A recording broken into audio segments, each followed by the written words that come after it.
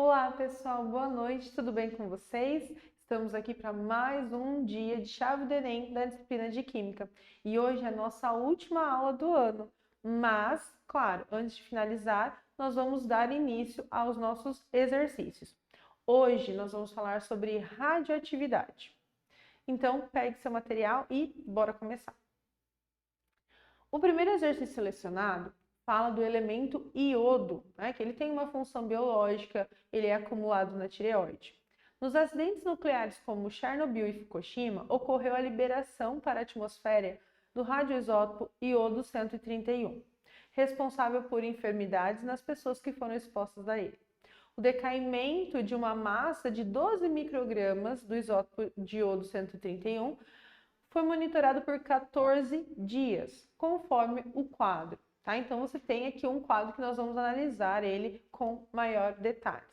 Após o período de 40 dias, a massa residual desse isótopo é mais próxima de, né? Então, ele quer saber ali, ele vai observar esse radioisótopo, fazer o monitoramento da massa, olhar o decaimento e aí, depois dos 40 dias, quanto eu ainda vou ter de matéria que vai estar emitindo radiação. Então, o foco é o nosso quadro. Por que esse quadro ele é tão importante? Porque ele não me falou o tempo de meia-vida desse isótopo, então eu preciso descobrir quanto tempo ele vai demorar para que a sua massa inicial decaia pela metade, ou seja, passado-se aquele intervalo de tempo, a massa inicial, metade dela deixou de emitir radiação e a outra metade continua emitindo radiação.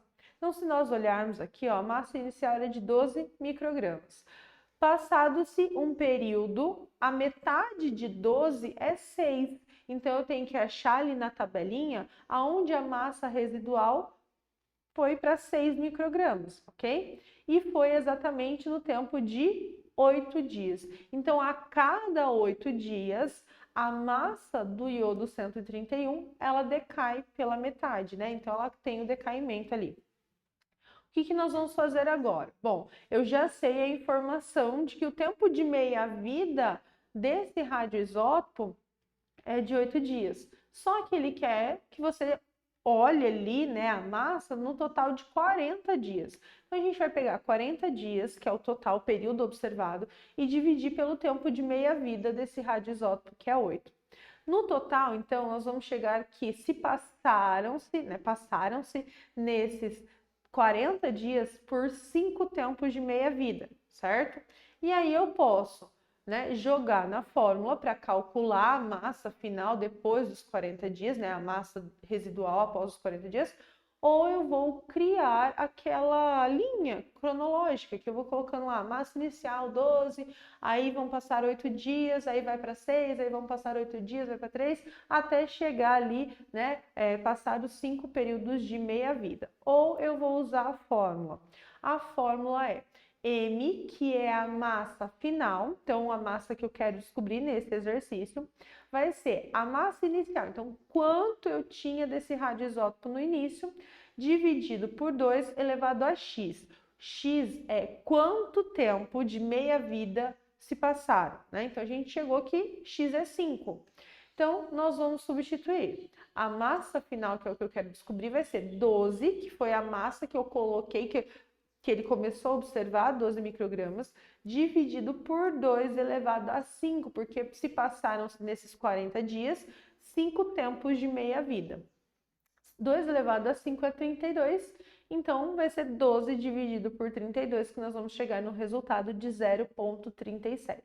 Lembrando que o exercício falou aproximadamente, quer dizer que se eu olhar nas minhas alternativas, não tem 0,37 microgramas, mas como o 7, né, maior que 5, eu vou arredondar para cima, então quer dizer que eu vou ter aproximadamente 0,4 microgramas, né, desse isótopo radioativo ainda emitindo radiação passados-se os 40 dias. Então, a resposta correta é a letra D, certo? Então, importante nesse exercício, ele não nos fornece quase nenhuma informação no texto. Ele só fala dos 14 dias que foi monitorado e o período final que ele quer nos 40 dias. Mas o tempo de meia-vida, né? Essa parte eu vou tirar da onde? Eu vou tirar da tabela. Então, prestem atenção em todos esses detalhes, ok? Próxima questão. A nossa próxima questão, então, vai falar das partículas, da onda, né, das ondas emitidas. As radiações ionizantes são caracterizadas por terem energia suficiente para arrancar elétrons de um átomo. Ao interagirem com os tecidos do corpo humano, dão origem a diversos efeitos que podem levar à morte das células. Os principais tipos de radiação ionizante são as radiações gama, originadas da transição nuclear, o raio-x, originados das transições eletrônicas, alfa, né, que é a partícula alfa, que a gente fala que ele se assemelha ao núcleo de um átomo de hélio. Por quê? Porque a partícula alfa tem a mesma massa do átomo de hélio e o mesmo número atômico, né? Então ela tem uma massa e ela tem um número atômico, uma quantidade de prótons. Também temos os elétrons e os nêutrons. O quadro apresenta algumas propriedades para esses diferentes tipos de radiação. Então, nós temos a radiação gama, né, que é a onda gama. Ela não tem massa, ela não tem carga, então ela é extremamente leve, ela tem uma mobilidade maior, né, se comparado ali à partícula alfa, que tem uma massa já, uma massa maior. O raio-x também não tem massa e também não tem carga, então ele tem uma maior mobilidade, ele tem uma propagação maior, assim como a onda gama. Já a partícula alfa, ela tem massa 4 e carga 2. Mas por quê? Porque ela tem 2 prótons. Então, nesse caso, você tem um elemento, uma partícula que ela tem uma massa, ela tem um volume maior. Então, quer dizer que para ela se locomover, para ela se propagar, tem uma dificuldade maior, porque ela é mais pesada. Aí nós temos os elétrons, que tem uma massa extremamente pequena e carga negativa. Também, então, em questão de massa, ele é mais leve. Nós temos os nêutrons também, que tem massa 1 e não tem carga. Então, também é mais leve se comparado à partícula alfa. Para uma mesma intensidade de radiação, a que tem menor poder de penetração em tecidos é a radiação. Então, qual delas vai ter uma dificuldade em se propagar e não vai conseguir penetrar, né, nos tecidos, na pele ali, para causar ali esses efeitos nas células que podem levar à morte, né? Então, trouxe essa imagem aqui. Essa imagem vai falar, então, da capacidade de penetração radioativa. Então, se nós olharmos, ó, nós temos o papel, um corpo humano, o alumínio, o chumbo e a água e concreto, tá? Então, nesse caso, se você olhar, ó, a radiação alfa, a partícula alfa, como ela é mais volumosa, tá vendo? Até o desenho dela tem um volume maior. Ela não consegue, né? Ela não consegue se propagar por uma distância muito grande e ela não consegue passar um papel, quem dirá o tecido, né? O nosso corpo. Então, a gente já sabe a resposta, mas vamos dar uma olhadinha ali na radiação beta, ó. Ela é menor, então ela vai conseguir se movimentar, né? Ela vai conseguir se propagar por uma distância maior e ela tem uma média capacidade de penetração. Já a radiação gama e o raio-x, eles são ondas eletromagnéticas, então eles são mais leves e eles têm um alto poder de propagação, quer dizer que eles vão percorrer um caminho maior, eles conseguem então ter uma alta capacidade de penetração, assim como os nêutrons, ok? Que é uma partícula. Então, de todas elas, aquela que vai ter o menor poder de penetração vai ser a partícula alfa, beleza? Então, é só analisar o quadro, pensar. Se não tem massa, é mais leve, é mais fácil, ele vai com maior facilidade. Se tem massa, opa, vai ter uma resistência, ela vai ter um volume maior. Então, quer dizer que para ela se propagar, quer dizer que para ela penetrar em alguns materiais, ela teria que passar por espaços extremamente pequenos.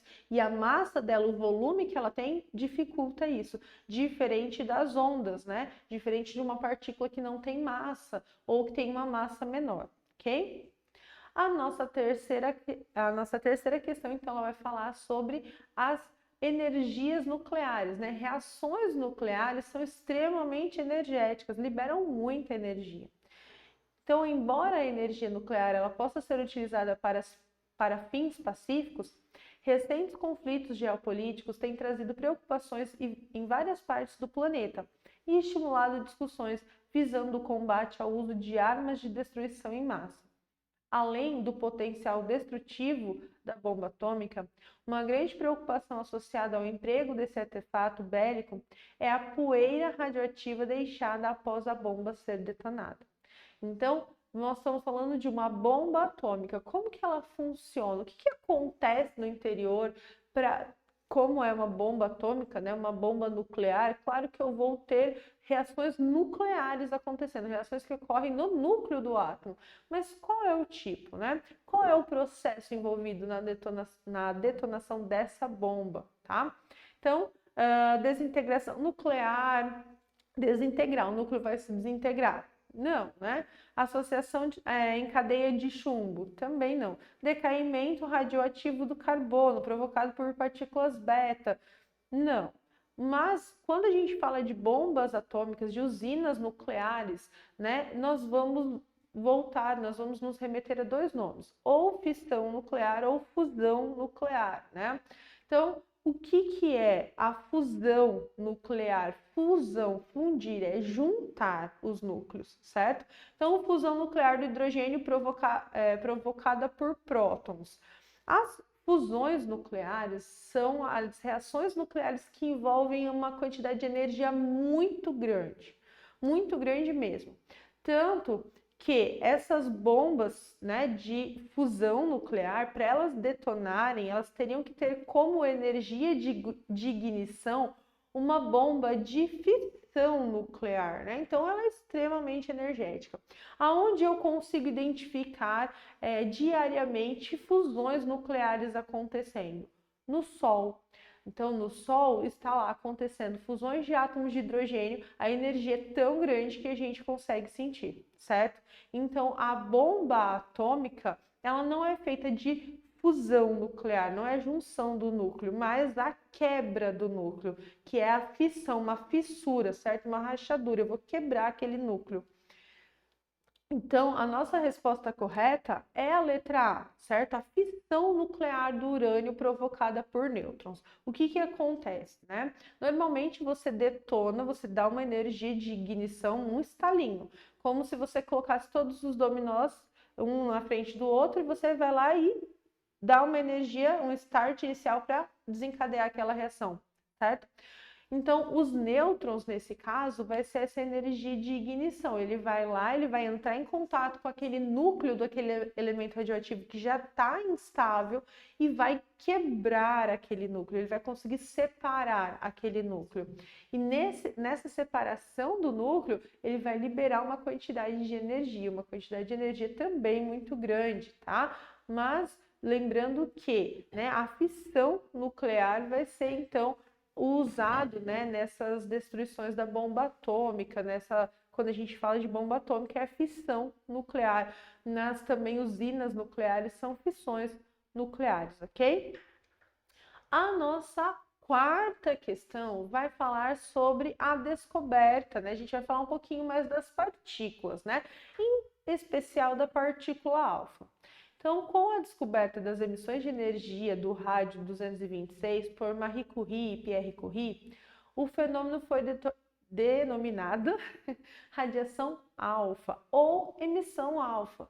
Posteriormente, verificou-se que a emissão alfa, na verdade, são partículas correspondentes a núcleos de hélio. Núcleos de hélio, lembrando, né? Por que núcleos de hélio? Porque ele vai ter o mesmo número atômico e a mesma massa, tá? Formados por 2 prótons e 2 nêutrons. Assim, no decaimento alfa, na emissão, o núcleo instável emite partículas alfa, tornando-se um núcleo mais estável, núcleo filho, né? Um núcleo filho.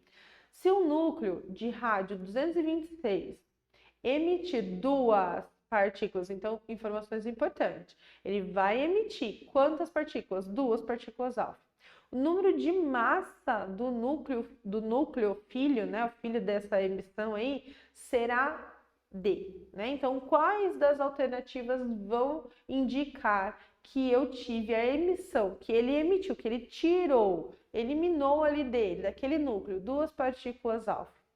Então, lembrando, né, o rádio, ele vai tem o seu número atômico lá 226 e ele vai emitir uma partícula alfa que tem massa atômica 4, né, massa do rádio 226, e vai emitir mais uma partícula que vai ter a massa atômica 4. Então, quer dizer que do rádio, das 226, né, dos 226, que é o número de massa, ele vai perder 8, porque ele vai perder duas partículas alfa. Cada uma tem massa 4, então eu tenho que descontar um total de 8 ali daquela massa daquele elemento. Então, se eu fizer 226 menos 8, né, que é a quantidade das duas partículas alfas, eu vou ter então uma massa de 218, letra E, certo? Então, nesse caso, era só você tentar quantas partículas alfas estão sendo emitidas e qual é a massa, né, liberada ali, qual é a massa dessa partícula alfa, tudo bem? Bem tranquilo esse exercício também, acho que todos são, né? A gente só tem que se atentar mesmo aos detalhes.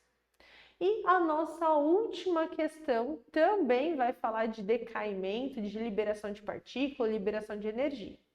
O elemento radioativo tório pode substituir os combustíveis fósseis e baterias.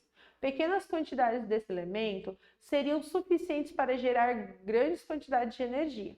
A partícula liberada em seu decaimento poderia ser bloqueada utilizando uma caixa de aço inoxidável.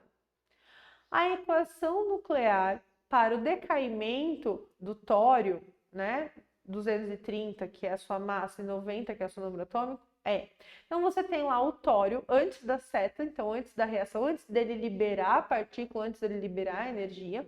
A massa dele, a massa atômica é 230 e o seu número atômico é 90. E depois ele vai liberar, como eu vou ter uma mudança no número atômico, eu tenho uma mudança na identidade do átomo. Já depois da liberação da partícula, ele já não é mais o átomo radioativo de tório, ele vai se tornar o rádio, certo? Cuja massa é 226, perdão, e o número atômico é 88. Mais uma partícula, mais energia. Considerando a equação de decaimento nuclear, a partícula que fica bloqueada na caixa de aço inoxidável é O ou A. Então, vamos lá. Vamos olhar aqui. Pego a equação e vou analisar. Primeiro, vou analisar o quê? A massa atômica. Teve uma diferença de massa na massa atômica. E teve uma diferença também no número atômico. Então, se eu olhar as partículas que nós temos ali, né? A única que se enquadra, olha só, a partícula alfa, ela tem massa 4 e número atômico 2. Quer dizer que se eu liberar a partícula alfa, eu vou ter que pegar 230, subtrair 4, certo? Da massa, porque é a massa da partícula alfa. Tem que pegar o número atômico 90, subtrair 2, que é o número atômico da partícula alfa, tudo bem? Então, a gente pode notar, observando aqui a reação, que ocorreu uma diminuição da massa atômica, de 230 foi para 226, então uma diminuição de 4, e de 98, que era o número atômico do tório, foi para 88, então diminuiu 2. Então, não pode ser o beta, o elétron acelerado, porque isso teria aumentado o número atômico, a gente teve uma diminuição.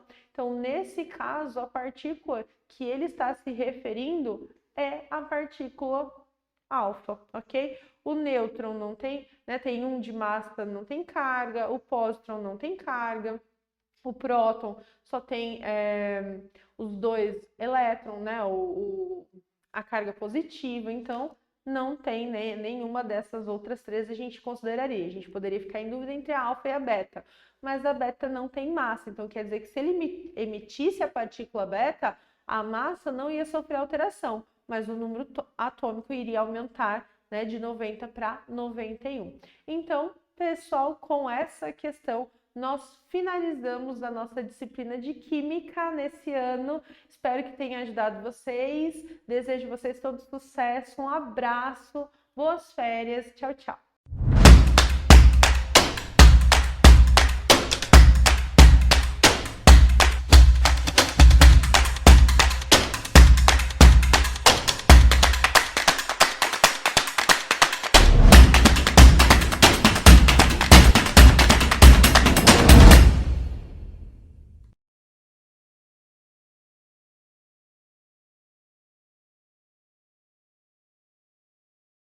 Fala galera, tudo bem? Professor Júnior aqui mais uma vez para o nossa quinta-feira, nosso dia aqui de revisão do simulado que vocês fizeram aí durante a semana e a gente vai estar corrigindo e tirando as suas dúvidas. E estamos sim no Chave do Enem de número 8, hoje com Química, Física e Biologia e claro, a melhor de todas, né? Biologia, né? E aí, finalizando esse ano de 2024, mas, obviamente, ano que vem, o segundo ano, você vai ter lá, continua o Chave do Enem, com todas elas durante o ano, para te ajudar para preparar para os vestibulares e o próprio Enem também. Beleza? Então, vamos para nossas questões. Deixa eu compartilhar aqui com vocês. Vamos lá. Aqui diz o seguinte, ó. Nos animais vertebrados existem quatro tipos principais de tecidos: epitelial, conjuntivo, muscular e nervoso. Considerando as características gerais de cada um desses tecidos, assinale a opção correta. Bom, vamos ver então as características de forma geral deles, tá? Antes da gente ir para as questões. Bom, lembrando então, tecido epitelial, tá? Tecido conjuntivo, tecido muscular e tecido nervoso. Então, são esses quatro grandes grupos que englobam todos os tecidos, tá? Olha só aqui, ó, o tecido epitelial formado pela pela epiderme, derme, a parte avascular, que aí você não tem uma vascularização, não tem sangue ali diretamente, e o revestimento de secreção, que são as regiões onde liberam ali óleo, por exemplo, como as glândulas sebáceas, as glândulas sudoríparas, tá? Algo bem interessante, esse daqui é um exemplo de um melanoma, que é um câncer de pele. E o câncer de pele, ele acontece exatamente na epiderme. Então, ele começa ali a formar algum tipo de mancha, pinta, né? Então, por isso que é sempre bom você estar dando uma olhada no seu corpo. Apareceu uma pinta aqui, beleza. Ela tá redondinha, tá pequena, não mudou de tamanho e tal, não é tão preocupante. Mas ela começou a aumentar de tamanho, tá meio disforme, alguma coisa desse tipo. Então, é bom você ir até o dermatologista para ele dar uma olhada como é que tá. Por quê? Porque assim, o câncer de pele, ele tem um ponto assim, que a pessoa sabe de câncer de pele e sempre sabe assim, eu sei que o câncer de pele, ele pode ser tranquilamente curável. Exatamente. Por quê? Ele é diagnosticado rápido, né? Então dá tempo de você fazer uma cirurgia, retirar, cauterizar e tudo mais. Mas existe uma coisa que muita gente não sabe. O câncer de pele, o melanoma, se acontecer dele crescer muito rapidamente e não houver um diagnóstico precoce, e ele chegar a atingir aproximadamente ele, 3 milímetros de profundidade, ele pode acabar chegando na parte vascular. Ou seja, ele acaba liberando células cancerígenas no sangue. E isso faz com que distribua esse melanoma para outras partes do corpo que não seja necessariamente a pele. Aqui você tem um exemplo, por exemplo, ó, nas costas de uma pessoa onde o melanoma foi e começou a crescer na musculatura. Então, há casos dentro dos artigos científicos, dos estudos, de pessoas que morrem entre 10 a 15 dias aproximadamente, quando você tem uma metástase, né, de um câncer de pele, que acontece exatamente aqui na epiderme, tá bom? Mas, continuando, nós temos aqui, então, algumas especializações da epiderme, tá? Você tem ali os desmossomos, né? Então, ele tem uma função ali de, principalmente, fazer uma fixação entre uma célula e outra para evitar com que as células se desprendam, né? Então, ele fica ali bem, bem juntinho.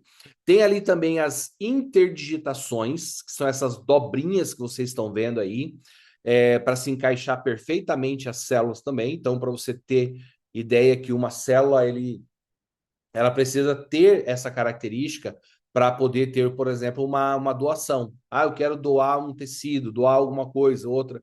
Então, as células elas precisam estar encaixadas perfeitamente. E um outro exemplo são as microvilosidades. Então, as microvilosidades, por exemplo, você encontra no intestino delgado, onde você tem essas vilosidades, esses dedinhos de luva aí que parece, para aumentar a área de absorção. Dentro do tecido da função de revestimento, nós temos as mucosas, então a parte interna da boca, a parte interna da traqueia, a parte do intestino, como eu disse para vocês, entre outras regiões que você tem essa produção dentro das mucosas, tá? Outro exemplo de tecido epitelial seria o tecido glandular, onde você tem as glândulas exócrinas e endócrinas e as mistas. O que é uma glândula exócrina? É uma glândula que ele vai liberar algum tipo de substância para fora do corpo, tá? Para fora do corpo e geralmente vai ser utilizado. Então você tem, por exemplo, uma glândula exócrina, a glândula mamária, porque ela vai fazer o quê? Vai liberar o leite, né, pro bebê, pro filhote, para ele poder se alimentar, né? Aí nós temos, por exemplo, a glândula endócrina. A glândula endócrina são todas as glândulas hormonais. Então, são as glândulas que vão liberar substâncias, mas na corrente sanguínea, dentro do corpo, não vai liberar fora do corpo. Então, você tem, por exemplo, a adrenalina produzida pela suprarrenal, é uma glândula que fica em cima do rim. Então, ela simplesmente vai ter uma contração, vai liberar o hormônio na corrente sanguínea, e aí vai ter as variações que ela acaba executando, né? Aumento de batimento cardíaco, movimentos respiratórios, né? A tensão, o medo e tudo mais, ela acaba liberando. E a glândula mista como exemplo, o pâncreas. O pâncreas, ele é uma glândula mista, porque além dele liberar o suco gástrico para o intestino, que vai ser usado ali para toda a digestão, ele também libera a insulina, por exemplo, para poder combater ali, metabolizar os açúcares. Então, ela acaba sendo endócrina e exócrina também. E dentro aqui das exócrinas, nós temos aqui, por exemplo, ó, glândulas merócrinas, elas são do pâncreas e sudoríparas. As holócrinas são glândulas sebáceas, são aquelas que dão aquela oleosidade na pele. E as glândulas apócrinas, elas são as glândulas mamárias. Então, tira um print dessa tela que um momento ou outro acaba caindo em algumas provas aí. Esses dias eu recebi um vestibular para poder corrigir as questões, para eles poderem aplicar, e aí uma delas falava sobre as glândulas apócrinas. E aí lá não dizia se era glândula mamária, não, só dizia glândula apócrina. Então, você teria que saber que era uma glândula mamária. Então, fica a dica aí. Aquelas que são de membrana, né? O tecido de revestimento, por exemplo, a gente tem a pleura, né? Que é aquele revestimento que fica em volta do pulmão. Aí nós temos o peritônio, que é um revestimento que fica ao redor de todas as vísceras, todo o intestino, estômago, tudo. E nós temos também o pericárdio, que é aquele revestimento que fica em volta do coração. Então, todos esses três é para deixar ele no lugar dele, para com que não tenha nenhum tipo de hérnia, algum tipo de movimentação incorreta, que ele talvez não, no caso do coração, ele se amplie, se dilate mais do que realmente tem de sangue. Então, ele fica ali para essas funções. O tecido conjuntivo, ele é um tecido que tem uma função principalmente de nutrição, sustentação e preenchimento de espaços vazios. Então, você tem, por exemplo, entre um osso e outro, você teria um espaço vazio para encaixar. Então, você tem ali aquele preenchimento da articulação, é um tecido conjuntivo. Outro tecido conjuntivo é o tecido conjuntivo adiposo, né? Então, ele também é um preenchimento entre pele e músculo. Ele tem, claro, função energética, função contra choques, né? Então, alguns órgãos precisam ter uma gordura ali em volta para evitar um choque mecânico, alguma coisa. E o isolamento térmico, né? Nos animais, por exemplo, como o urso polar, se alimentam de grande quantidade de gordura para eles ficarem enormes em tamanho, para ter um isolamento térmico ali. O tecido reticulinar, que são esses tecidos como o hematopoético, né, que vai produzir células do sangue, o sistema linfático, o mieloide, que é responsável pela produção de glóbulos brancos, vermelhos e plaquetas, que é o que tem, por exemplo, na medula óssea. E o tecido sanguíneo, você tem que lembrar que ele também é um tecido. Embora ele tenha ali o estado líquido, mas o que garante ser um tecido? quando você tem acúmulo de células semelhantes. Isso é um tecido, tá? Para uma mesma finalidade ali, tá? Então, o tecido conjuntivo seria um. Aqui estão exemplos de tecidos de células brancas, né? Com basófilos, eosinófilos, neutrófilos, linfócitos, monócitos, todos esses são exemplos de glóbulos brancos. Aqui fala sobre a coagulação sanguínea, que também estão ali as plaquetas. O tecido cartilaginoso e conjuntivo, está aqui o exemplo que eu dei relacionado a um osso e outro.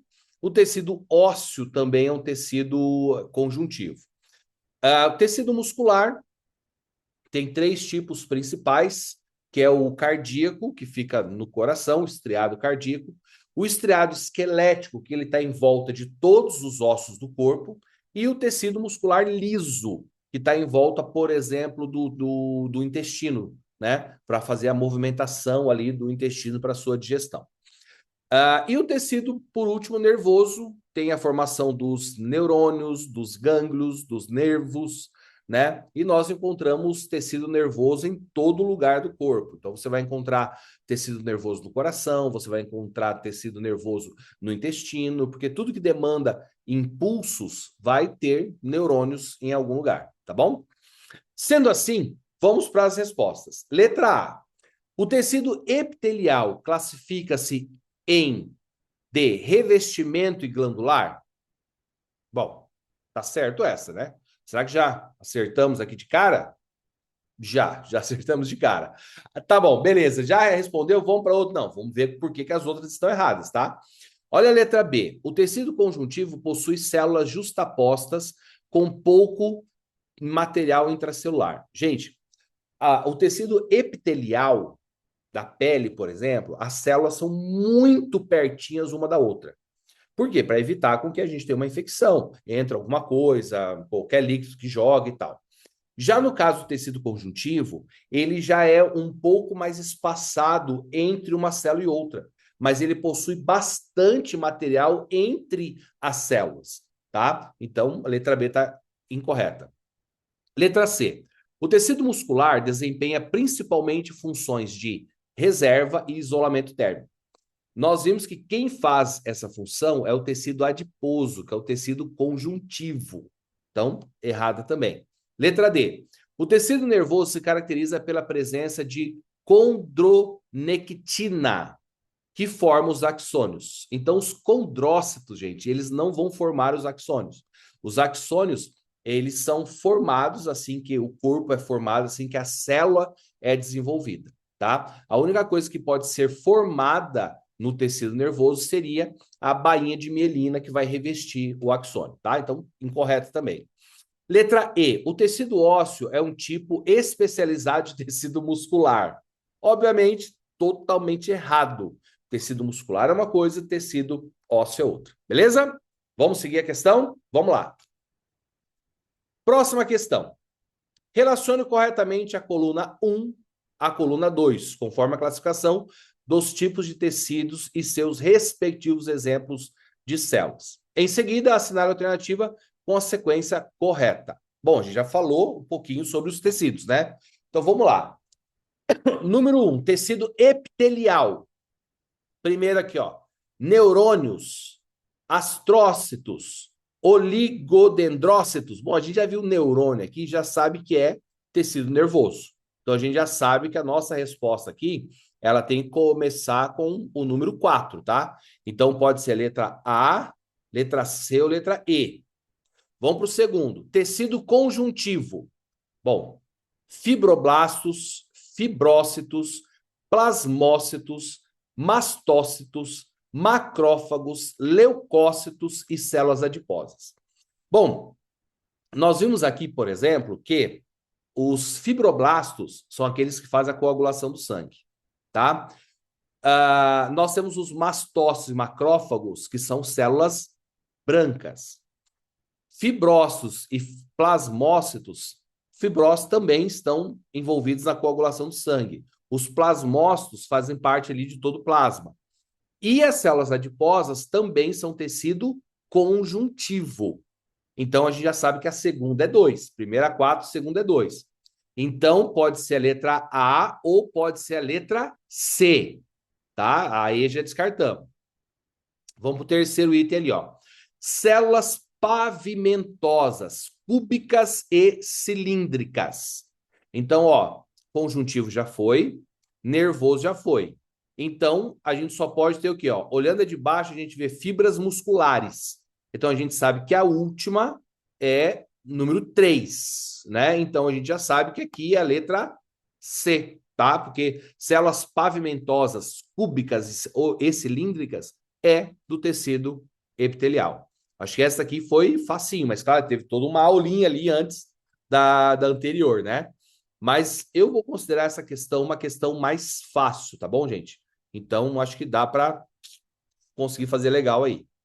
Vamos para a terceira. Assinale a figura abaixo sobre a teoria endossimbiótica.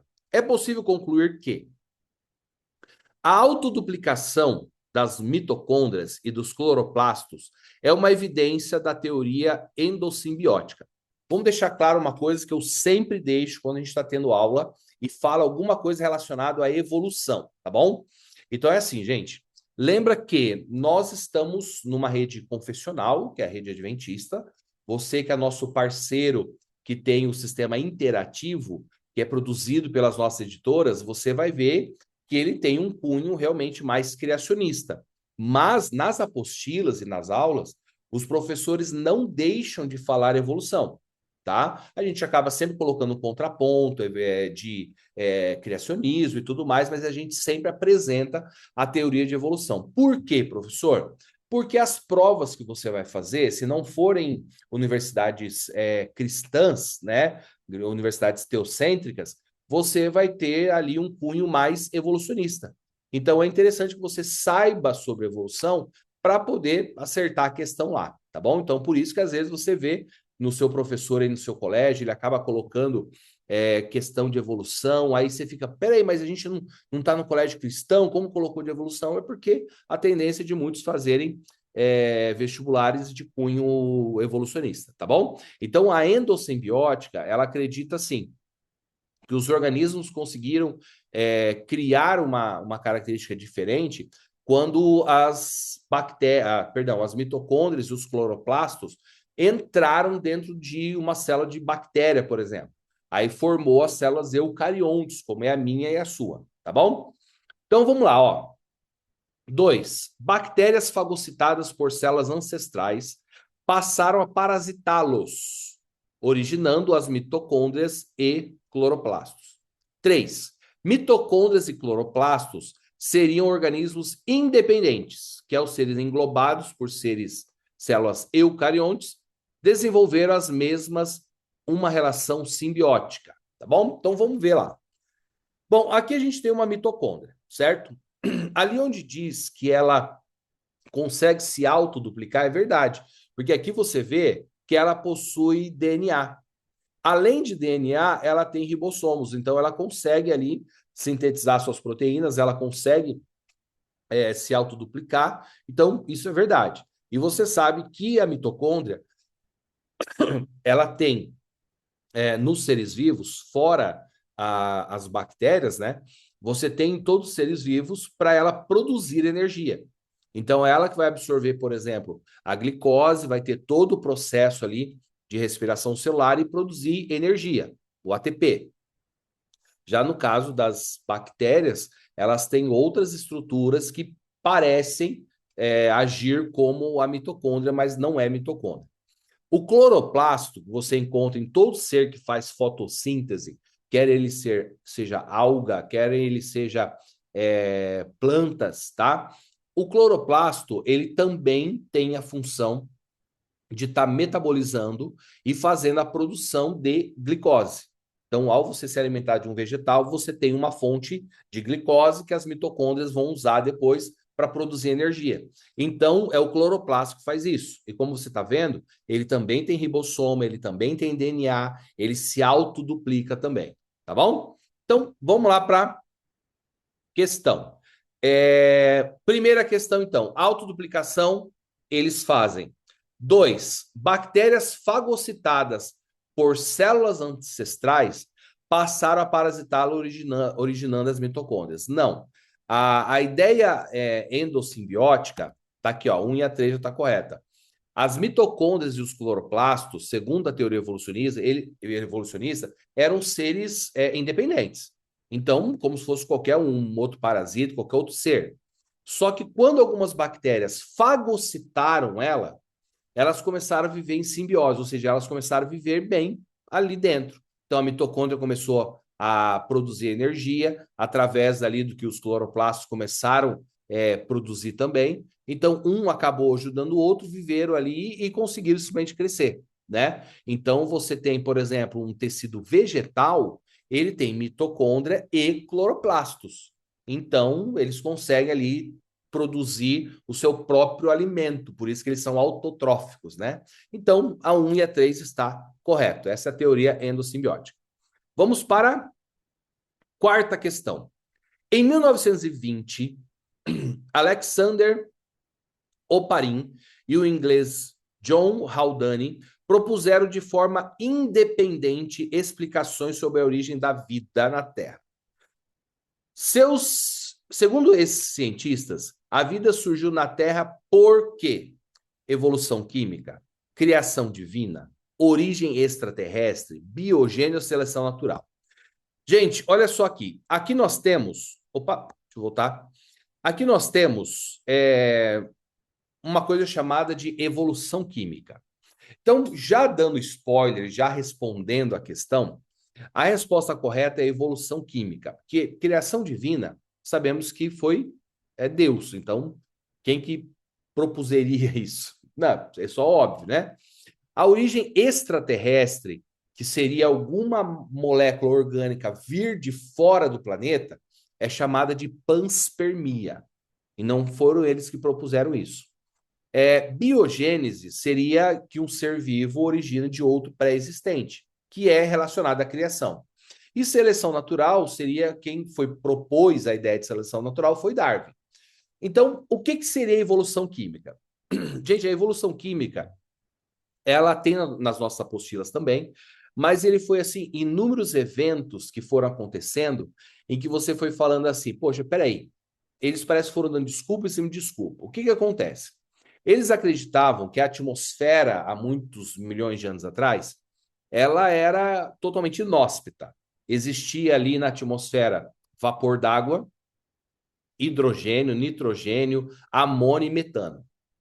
E aí, como era muito inóspita, muitos raios, muitas tempestades, e esses raios simplesmente batiam nessas moléculas e juntavam essas moléculas formando os primeiros aminoácidos. Só que, claro, você que vai fazer uma prova evolucionista, você pode entender isso como verdade na hora da prova. Só que a gente tem um contraponto. Por quê? Se existia vapor d'água, então existia água. Porque a teoria de evolução química diz que não existia oxigênio no planeta. Só depois que aconteceu ali aquela evolução endossimbiótica. Então, se existia vapor d'água e existia raios, existia eletricidade, a gente sabe que a fotólise ali, a quebra da água pela luz, liberaria hidrogênios e oxigênios. Então, seria um empecilho para essa ideia. Aí, o que acontece? Eles foram lá e falaram, não, então é o seguinte, o que aconteceu, na verdade, é que essas moléculas, resfriou a Terra, essas moléculas caíram na água, e ao cair na água, elas simplesmente formaram os aminoácidos. E aí, nisso, veio um outro empecilho, porque para formar o aminoácido, para formar a proteína, precisa liberar uma molécula de água. E a gente está ali na água liberando isso, como é que funcionaria, né? Então, ficou meio estranho. Aí até que ele foi lá, não, é o seguinte, a teoria da borda vulcânica agora é a certa. Né? O que acontece? Esfriou a Terra, caiu os aminoácidos, perdão, os nutrientes todo na água, e aí na borda dos vulcões ficou quente, evaporou, eles se juntaram no ar e depois caíram na água, formando ali uma sopa orgânica, cheia de moléculas orgânicas, né? Eles chamaram de coacervos. Então, foi isso que aconteceu. Então, essa é a ideia da evolução química que ele disse que estava acontecendo, né? Daí, sim, formando bactérias, depois seres mais complexos e por aí vai. Aqui a gente tem um infográfico que mostra toda essa evolução, né? Na verdade, aqui, essa ideia da evolução química, ela aconteceu, você está vendo aqui meu cursor, ela aconteceria mais ou menos nessa região aqui que está escura, ó. Porque aqui, ó, 3,7 bilhões anos atrás, segundo a teoria evolucionista, foram criadas as primeiras bactérias. E as primeiras bactérias, elas foram criadas de acordo com a evolução química após essa sopa orgânica ser formada, tá? Aí você tem, por exemplo, ó, aqui você tem a criação das cianobactérias, né? Então, que realizariam a fotossíntese. Então, aqui elas já teriam pego mitocôndrias, já teriam pego cloroplasto, e agora começava a produzir oxigênio no planeta. Aí, só 1 bilhão de anos depois, que começaram a sair as células eucariontes, né? E depois de 1 bilhão depois, surgiram os indivíduos, né, que precisavam de oxigênio para poder viver. E aí, depois vai passando os anos e tal. Então, esse é um print aqui interessante para você que vai fazer em alguma universidade que tenha o cunho assim mais evolucionista, tá bom? Então, como a gente tinha falado, evolução química. Vamos então para a última. Considerando as teorias sobre a origem da vida, assinale a afirmação verdadeira. Vamos falar sobre alguns experimentos aqui, ó. Por exemplo, esse experimento aqui é o experimento criado por Louis Pasteur. Ele usou esse experimento para comprovar que todo ser vivo só poderia nascer a partir de um outro ser vivo pré-existente. Então, uma bactéria geraria de outra bactéria. Um cachorro para outro cachorro, humano para outro humano, né? Então, qualquer outro micro-organismo, ele só se originaria a partir de um pré-existente. Então, a ideia de Louis Pasteur é descontinuar a ideia da abiogênese, ou seja, que um ser vivo pode vir de moléculas inorgânicas, como é a ideia, por exemplo, da evolução química que você acabou de ver, tá? Teve um outro camarada antes disso, que foi o Francesco Redi, italiano, que ele observou que algumas larvas saíam de algumas carnes e algumas pessoas diziam, não, é o seguinte, isso daí sai porque alguma coisa tem ali na carne que brota essas larvas. E ele, através desse experimento simples, ele colocou ali um paninho passando oxigênio, tudo, né? E deu para ver que o paninho ficou cheio de ovos e em seguida eclodiram e virou larva. E já naquele que ou seja, na carne não gerou nada. No que estava aberto, gerou, obviamente. Então ele viu o quê? A mosquinha ali, a larvinha, saiu de uma mosca e depois virou outra mosca. Tá? Então, mais um ponto ali para biogênese, assim como Pasteur fez. Já que no caso o Miller e o Urey, eles testaram isso, claro, isso já no século XX, tá? Eles fizeram um teste tentando simular a Terra primitiva que Oparin falou da evolução química, e eles fizeram esse experimento, e nesse experimento eles colocaram ali metano, amônia, hidrogênio, vapor d'água, e dentro ali desses gases eles começaram a dar algumas descargas elétricas. E quando eles foram coletar isso, eles viram que tinha alguns aminoácidos tinha sido formado, né? Aí o que eles fizeram? Não, então comprovamos aqui a teoria de Oparin, que realmente foi isso que aconteceu. Tá, beleza, professor. Então isso é a verdade absoluta? Foi como eu disse, se você está numa prova de cunho evolucionista, seria a verdade sim, mas a gente tem alguns pontos a considerar. Porque, assim, nós não temos evidência, não temos fatos de como era a atmosfera primitiva. Então, o que eles fizeram aqui foi uma receita de bolo, né? Bem calculadinha, bem certinha, e acabou sendo esses aminoácidos. Então, a gente sabe que a atmosfera primitiva ela não era necessariamente controladinha, certinha, com a mesma descarga elétrica, de mesma potência e tudo mais. Então, acaba sendo um contraponto, tá? Mas, enfim, qual delas está correta? Os experimentos de Louis Pasteur provocam a geração espontânea da vida. Não, errada.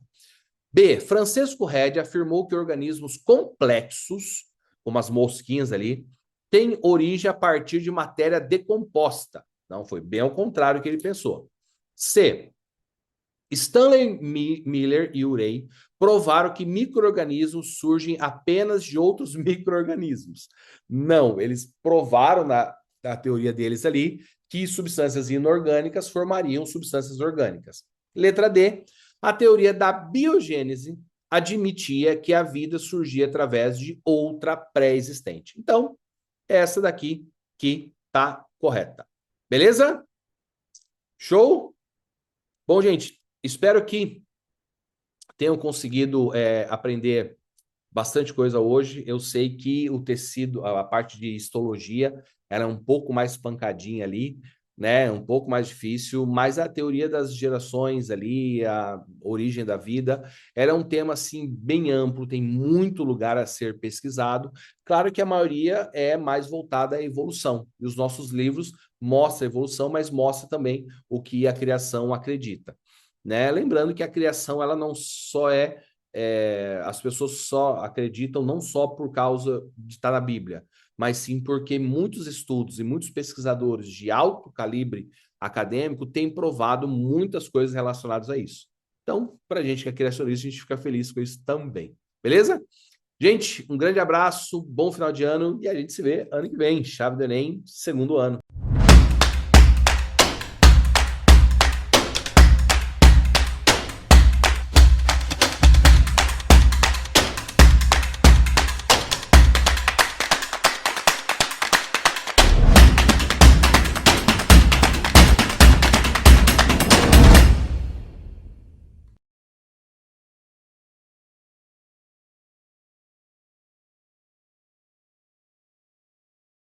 Fala galera, que bom nós estarmos juntos novamente aqui no nosso Chave do Enem. Que alegria reencontrar você por aqui para mais esse nosso encontro deste ano. Hoje nós vamos conversar um pouquinho a respeito de estática, equilíbrio de corpos, torque e binário de forças. Convido você a vir comigo, já separa aí o seu ambiente, deixa confortável, pega aquela pipoca, aquele copão de água e vamos juntos, beleza? Não se esqueça também que você sempre pode interagir com o Chave do Enem lá nas redes sociais. Não deixe de marcar a gente na sua postagem lá do seu momento de estudo, beleza? Então vamos juntos. Nossa primeira de hoje é uma análise muito interessante de um objeto que é bastante comum no nosso dia a dia. Uma porta. Olha aí que curioso, né? E a gente vai conversar um pouquinho então sobre as forças ou que estão atuando, né? Conforme essa porta está aí pendurada em suas dobradiças. O mecanismo que permite articular uma porta de um móvel ou de acesso é a dobradiça. Normalmente, são necessárias duas ou mais dobradiças para que a porta seja fixada no móvel ou no portal, permanecendo em equilíbrio e podendo ser articulada com facilidade. No plano, o diagrama vetorial das forças que as dobradiças exercem na porta está representado em... Então, aqui nós temos 5 opções e observe bem o que ele está pedindo para a gente. O diagrama das forças que as dobradiças exercem na porta. Não é a força que a porta exerce na dobradiça, é o contrário. É a força, então, que a dobradiça está realizando na porta. E aí a gente tem várias opções. Bom, antes de mais nada, vamos pensar o que aconteceria, será? Com essa porta, se essas dobradiças estivessem soltas, uma a uma. Vamos pensar um pouquinho. Então, vamos imaginar que esse retângulo aqui seja a nossa porta. E aqui nós temos a primeira situação, que é a porta estar pendurada pela dobradiça de baixo apenas. Observe que ela estar pendurada pela dobradiça de baixo gera ali para a gente uma instabilidade no equilíbrio dessa porta, né? Você tem o centro de massa dela acima dessa região aí e à direita dessa região, né? Se nós tivermos a porta pendurada somente por essa dobradiça de cima, nós também teremos uma instabilidade. Observe que em ambos os casos, a porta ela vai tender a rotacionar no sentido horário, né? Então você pendurou a porta ali, para equilibrar ali o centro de gravidade dela, ela vai tentar então rotacionar e ficar na diagonal, né? Em ambos os casos, isso deverá acontecer. Então, quando nós pensamos aqui na nossa dobradiça de cima, perdão, na dobradiça de baixo, como a porta está tentando rotacionar, então ela faz uma força contrária a essa seta aí que você está vendo. Isso é, a dobradiça precisa fazer uma força nesse sentido do vetorzinho que coloquei ali em rosa, para conseguir impedir esse movimento de rotação da porta, né? E aqui eu estou falando de rotação no plano vertical, ok? E não no sentido da gente abrir a porta, né? Num plano horizontal. Então, nós temos ali essa dobradiça que ela precisa fazer essa força contrária para conseguir segurar essa rotação da porta. E a dobradiça de cima? Bom, a dobradiça de cima, de maneira semelhante, agora ela precisa então fazer para o lado contrário do movimento também que a porta está fazendo. A parte de cima da porta tenderia a cair no sentido horário, então a dobradiça precisa segurá-la ou exercer uma força sobre ela em sentido contrário para equilibrar então esse movimento, essa tendência de movimento que a porta teria. O que nos leva então à alternativa letra D. Muito bem, esses gradientes, né, de força, esses diagramas de força para manter objetos em equilíbrio é a área aí de estudo da estática, que estuda então o equilíbrio dos corpos, né? A estática ela está muito relacionada à dinâmica, ao estudo das forças e de como essas forças se comportam, mas nesse caso aqui, veja que curioso, nós temos aí uma questão simples até de análise para tentar entender o que é que está acontecendo com essa porta. Poderia, de certa forma, aí, confundir, por exemplo, com a letra C, você imaginar que a porta ela tem um certo peso, então ela está puxando para baixo, e como reação essa dobradiça deveria empurrá-la para cima. Existe um certo fundamento nisso, quando nós pensamos simplesmente na relação da força-peso. Esses vetorizinhos rosas que estão aqui no diagrama que eu coloquei aqui para vocês, na verdade eles são resultantes de duas forças que estão atuando ali em cada dobradiça. Então a dobradiça de baixo, ela faz uma força para a direita que impede a porta de rotacionar e ela faz uma força para cima que impede a porta de cair. Quando a gente junta essas duas coisas, a força para a direita e a força para cima, você tem aquele vetorzinho rosa ali que seria o resultante. A mesma coisa para a dobradiça de cima. Então na dobradiça de cima eu preciso ter um vetor para a esquerda que impeça a porta de rotacionar para a direita, de inclinar para a direita e cair, e um vetorzinho para cima que impeça ela de cair por ação gravitacional, pela força-peso. E aí a resultante dessa força para a esquerda e dessa força para cima entrega para a gente o vetorzinho rosa. Por isso que a letra C, por exemplo, não poderia ser correta, porque ela não expressa o diagrama vetorial das forças, né, de forma completa. Ela está apenas uma componente da força representada ali. Da mesma forma a letra A, olha lá. A letra A ela também representa a outra componente, né, a componente de torção ali da porta. E a letra C em relação à força-peso. Quando a gente junta então a letra C com a letra A, a resultante disso seria o diagraminha ali da letra D, que é o que expressa de forma mais completa então as forças que estão atuando aí nessas dobradiças e, portanto, é a nossa resposta correta, letra D de dado. Beleza? Maravilha, muito bom. Tenho certeza que você acertou essa questão. E se você não acertou, eu tenho certeza também que agora você entendeu bem o que era esperado de você nela. Uma questão bastante interessante aí de analisar, não é? Mas vamos lá, tem mais. Vamos para a nossa próxima. Olha só que legal essa próxima aqui, sobre centro de massa. Vamos ler juntos?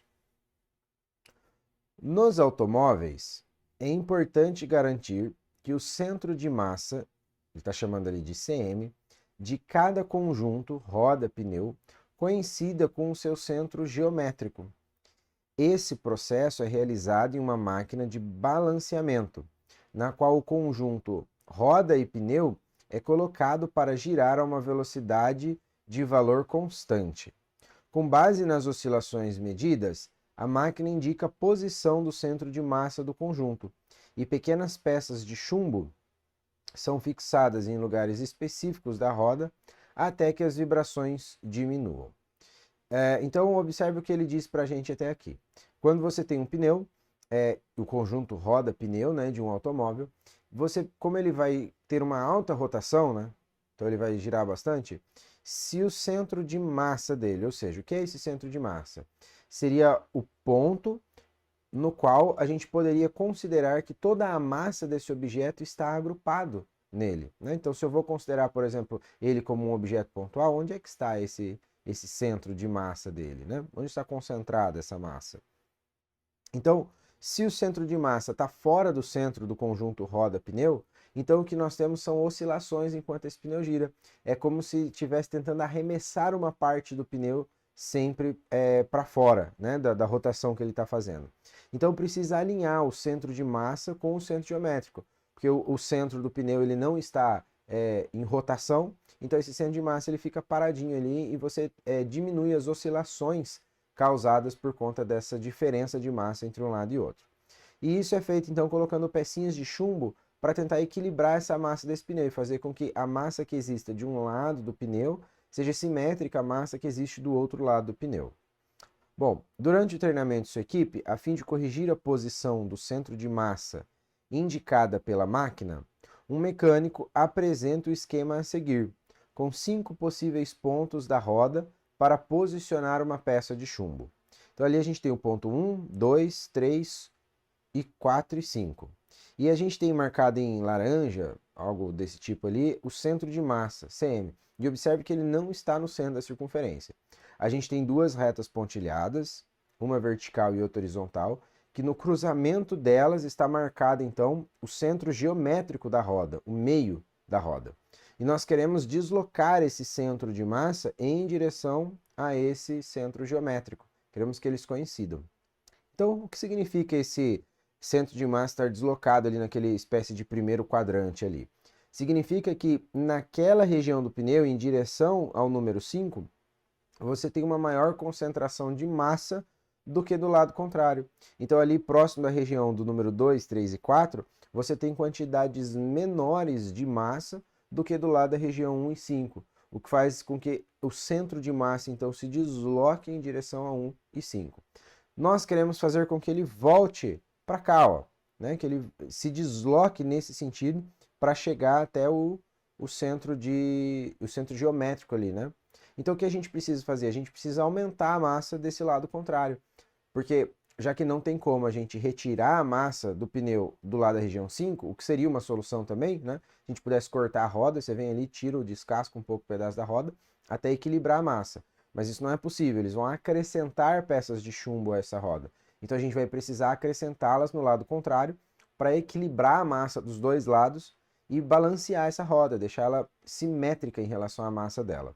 Então, para isso, a gente vai precisar acrescentar ali a pecinha de chumbo do lado, ou melhor, em cima do ponto número 3, que é diametralmente oposto, né, aonde está ali a concentração de massa ou centro de massa. Professor, não poderia ser no ponto 2 ou no ponto 4? Bom, observe que se a gente aumenta a massa no ponto 4, eu desloco o meu centro de massa para baixo, mas eu não desloco para a esquerda. E eu preciso deslocar ele ao mesmo tempo para a esquerda e para baixo. O mesmo funcionaria para o ponto 2. Se eu acrescento a massa no ponto 2, eu desloco o meu centro de massa em direção à esquerda, mas eu não desloco ele para baixo, então ele continuaria deslocado. Uma possibilidade seria talvez a gente aumentar nos dois pontos ao mesmo tempo, no ponto 2 e no ponto 4. Aí eu conseguiria, talvez, dependendo do gradiente ali, direcionar ele em direção àquele centro ali, para baixo e para a esquerda. Mas a questão pede para a gente o único ponto onde eu deveria fixar, né? Não seria, já que eu tenho a possibilidade de gastar uma única pecinha de chumbo no ponto 3, talvez não seria muito esperto eu acrescentar duas em locais diferentes, gastar mais, colocar mais massa distribuída nessa minha roda, do que simplesmente colocar uma única no ponto 3. E a questão pediu para a gente um único ponto onde acrescentar, então esse ponto seria ali claramente o ponto de número 3. Beleza? Maravilha, muito bem. Então vamos lá, vamos para a nossa próxima. Olha só, questões de análise aqui por enquanto bem tranquilas, né? Para a gente conversar. Agora vamos calcular um pouquinho então. Nós temos aqui agora uma questão de equilíbrio. Olha só que curioso. Do lado esquerdo aí, que você está vendo a barra, você tem um saco de arroz pendurado. porém essa barra ela se encontra em equilíbrio. Vamos ler o que a questão diz? Em um experimento, um professor levou para a sala de aula um saco de arroz, um pedaço de madeira triangular e uma barra de ferro cilíndrica e homogênea. Ele propôs que fizessem a medição da massa da barra utilizando esses objetos. Para isso, os alunos fizeram marcações na barra, dividindo-a em 8 partes iguais, e em seguida apoiaram-na sobre a base triangular, com o saco de arroz pendurado em uma de suas extremidades, até atingir a situação de equilíbrio. E aí a situação de equilíbrio é essa que está representada aí para a gente no desenho. A pergunta vem lá embaixo, nessa situação, qual foi a massa da barra obtida pelos alunos? Bom, então a gente vai precisar observar algumas coisas. Primeiro, observe que essa barra está em equilíbrio, e isso significa que de um lado e do outro lado do ponto de apoio, você precisa ter o mesmo torque, tá bom? O mesmo momento. O que é esse torque? O torque ele é uma grandeza que relaciona a força que está sendo aplicada e a distância que essa força está sendo aplicada de um ponto de apoio para conseguir provocar torções, ok? Então ele é uma grandeza que atua em situações de torções, em situações de rotação em torno de algum ponto de apoio. Nesse caso, então, o que nós temos aqui, aquele saco de arroz ali de 5 quilos, ele está tentando provocar na barra um torque, um momento, de maneira que ela ceda e desça no local onde ele está pendurado, né? E ela rotacione em relação ao ponto de apoio. O outro lado, a outra extremidade da barra, entretanto, é maior e ela está equilibrando isso, então ela também está fazendo um torque para baixo para que ela ceda. E a situação de equilíbrio vai ser atingida quando esses dois torques se igualarem, quando a tentativa de rotação dos dois lados for igual. E nesse caso a gente diz que a soma dos torques aqui para a gente é 0. E aí essa barra, então, ela não vai rotacionar, ok? Bom, vamos observar mais algumas coisas aqui nessa questão. Observe que a barra ela está dividida em 8 pedaços iguais. E se a gente for procurar exatamente o meio está aqui, né? Ó. Este aqui seria o meio da nossa barra. É ali que se encontra o centro de massa dela. Então, observe que o ponto de apoio ele está a uma unidade dessas 8 divisões que foram feitas aí, ele está a uma unidade deslocado em relação ao centro de massa, né? Se a gente colocasse esse ponto de apoio exatamente em cima ali desse centro de massa, ou melhor, exatamente embaixo, né, desse centro de massa, e tirasse o saco de arroz, a barra ia ficar equilibrada. Mas agora, como esse centro de massa está deslocado, a barra sozinha ela tem a tendência de cair para o lado direito. Pendurou o saco de arroz e equilibrou ela, né? Pendurou o saco de arroz do lado esquerdo e equilibrou essa barra. Bom, observe também que a força que o saco de arroz está exercendo aqui do lado esquerdo é a força peso, né? Ele está fazendo peso ali para baixo e está impedindo essa barra aí de rotacionar. Bom, nesses casos, então, o momento de um lado e o momento do outro precisa ser igual, né? O torque de um lado e do outro precisa ser igual. Então, nós vamos medir da seguinte forma. Força vezes distância de um lado é igual força vezes distância do outro lado. Isso é, nós vamos considerar, então, que do lado esquerdo, aquele saco de arroz está exercendo a força na extremidade da barra, e do lado direito a gente tem uma força da barra também, que estamos considerando sendo exercida como se estivesse na extremidade dela. Ambas as forças são perpendiculares à barra, formam 90 graus, por isso eu vou desconsiderar ali na formulazinha o ângulo. Você talvez conheça a formulazinha, já está se perguntando, professor, mas não tinha ali um seno de θ, né? Não tem um ângulo ali? Tem, mas como as forças são perpendiculares, esse valor vai dar 1 e ele não vai interferir aqui no nosso cálculo.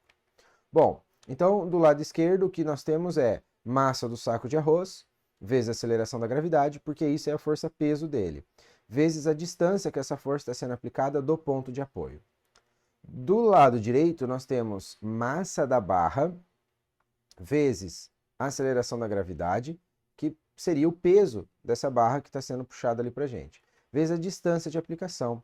Bom, o peso da barra, ele sempre vai ser aplicado no centro de massa. A gente considera, lembre-se que força, por definição, ela sempre tem um ponto de aplicação, e a gente considera esse ponto de aplicação sempre como sendo o centro de massa para a ação gravitacional, né, para a força-peso. Então, aquela distância que a gente está procurando ali é a distância que o ponto de apoio está do centro de massa da barra, que é o local de atuação dessa força-peso, tá bom? Então, seguindo aqui, observe que o arroz, ele tem 5 kg, substituímos ali a massa por 5. A aceleração da gravidade, o exercício não nos deu, poderíamos ter substituído por 10, 9,8, 9,81, mas eu vou manter G por enquanto. A distância, eu vou usar as unidades que foram divididas aí. Ele não disse se isso está em centímetros, em decímetros, em metros, mas eu vou utilizar a proporção. Então, olha lá, eu tenho 3 medidas ali entre o ponto de apoio e o saco de arroz. E do lado direito, a gente tem a massa da barra, que é o que a gente está procurando, vezes o G, que é a aceleração da gravidade, vezes 1, porque o centro de massa da barra está a 1 unidade afastado do ponto de apoio. E é ali que atua a força peso da barra, no centro de massa dela. Então você tem G de um lado, G do outro ali na equação, a gente pode sumir com ele dali. 5 vezes 3 é igual a massa vezes 1. E, portanto, 5 vezes 3 é 15. Essa massa dessa barra, então, é uma massa de 15 quilos, né? Olha só, questão muito legal. É questão, assim, de certa forma clássica dos exercícios a respeito de estática. A gente tem muitas questões dessas de alavancas, gangorras, coisas em equilíbrio em pontos de apoio. Beleza? Muito bem. Então vamos para a nossa próxima. Temos mais sim. Vamos lá. Olha aqui que legal.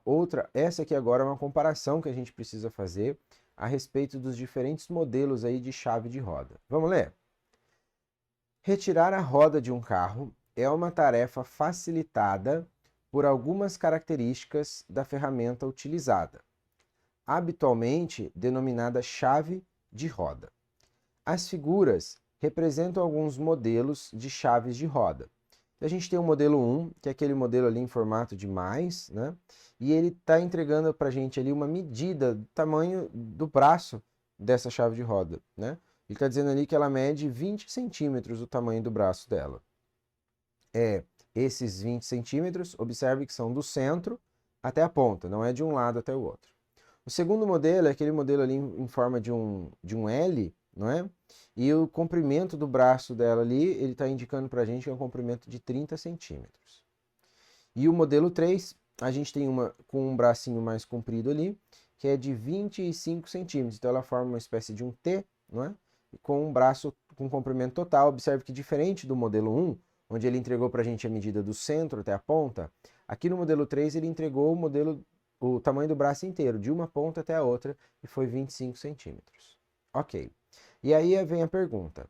Em condições usuais, qual desses modelos permite a retirada da roda com mais facilidade?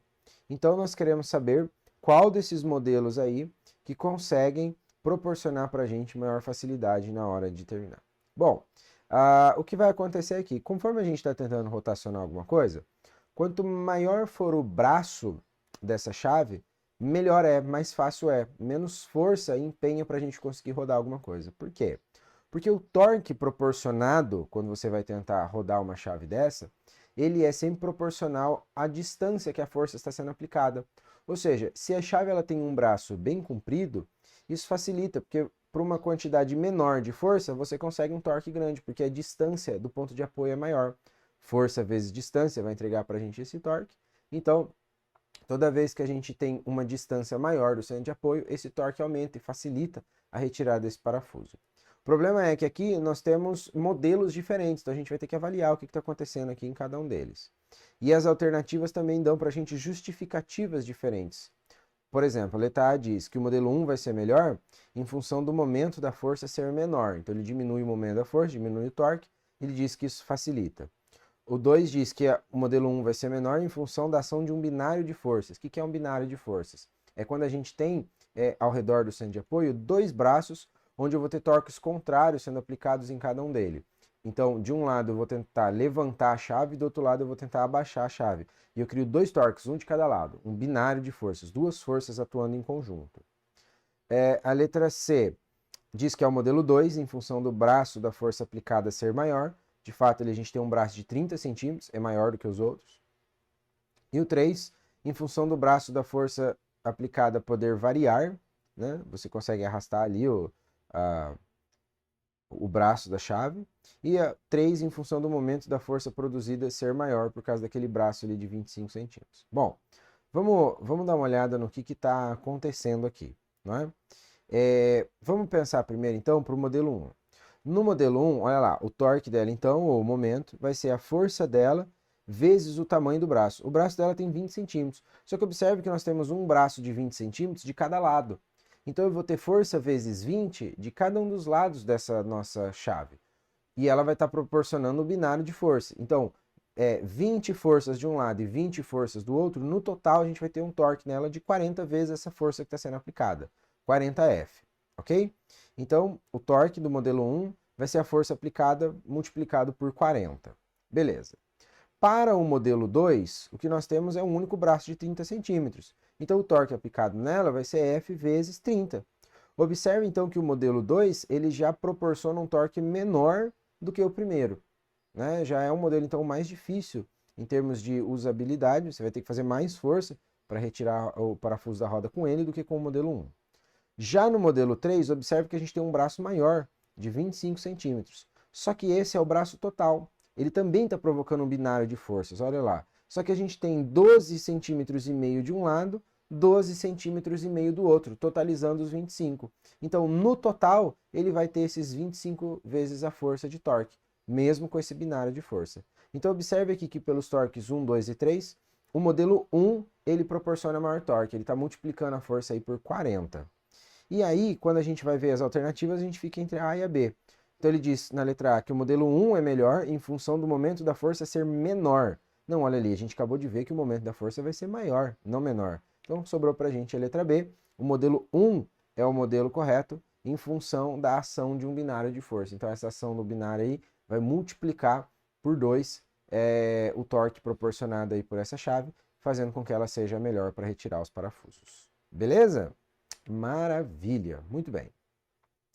Olha só, temos mais essa daqui agora. Essa daqui é uma questão bastante interessante de cálculo, presta atenção junto comigo. Um móvel é composto de 2 hastes, 5 fios e 3 objetos pendentes. Um representando a Terra, de massa mt, outro representando o Sol, de massa ms, e outro representando a Lua, de massa ml. Aí tem ali várias medidas, né? Então observe que o Sol está a 30 centímetros do ponto de apoio, a Lua está a 60 centímetros do ponto de apoio. E esse conjunto está pendurado a 50 centímetros de um segundo ponto de apoio, onde do outro lado está sendo equilibrado pela Terra a 20 centímetros desse ponto de apoio. Sabendo que o móvel está em equilíbrio com as hastes na posição horizontal, desprezando as massas das hastes e dos fios, e considerando as medidas indicadas na figura, a razão massa da Terra dividido pela massa da Lua é quanto? Se eu dividir a massa da Terra pela massa da Lua, dá quanto? Bom, vamos começar tentando avaliar o que está acontecendo aí, então, nesse nosso problema.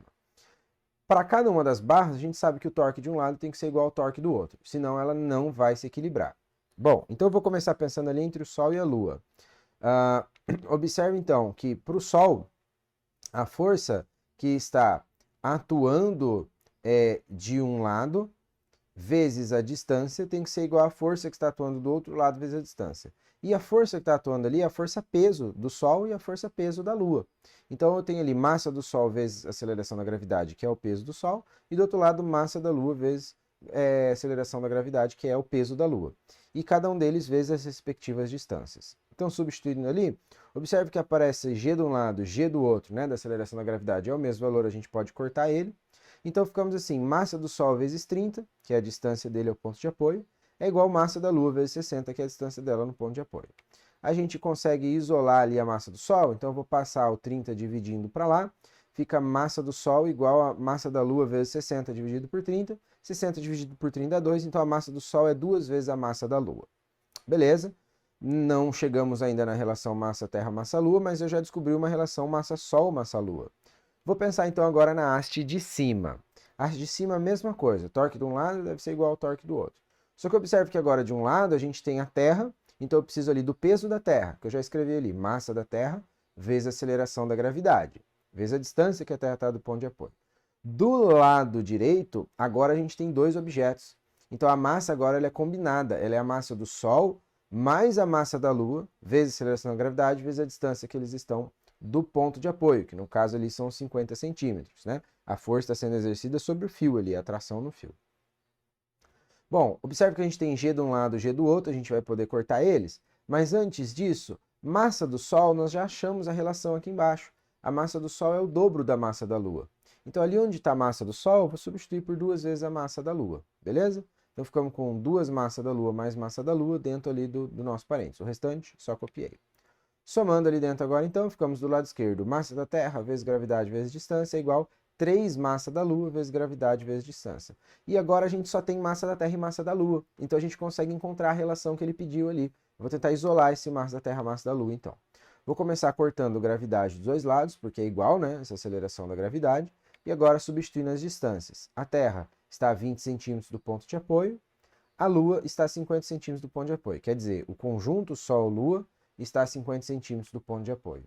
Então, aí agora a gente pode passar essa massa da Lua dividindo. Do lado esquerdo, então, a gente já ficou agora com massa da Terra dividido por massa da Lua, que é o que a questão perguntou. Fazendo ali 3 vezes 50, a gente chega em 150. O 20 passa dividindo. E 150 dividido por 20, você pode cortar os zeros ali, fica com 15 dividido por 2, para ficar mais fácil. Isso é 7,5, o que nos leva à nossa alternativa letra E. Olha só a questão legal, né? Bastante análise, coisas para fazer, mas uma questão relativamente simples de ser resolvida, não é?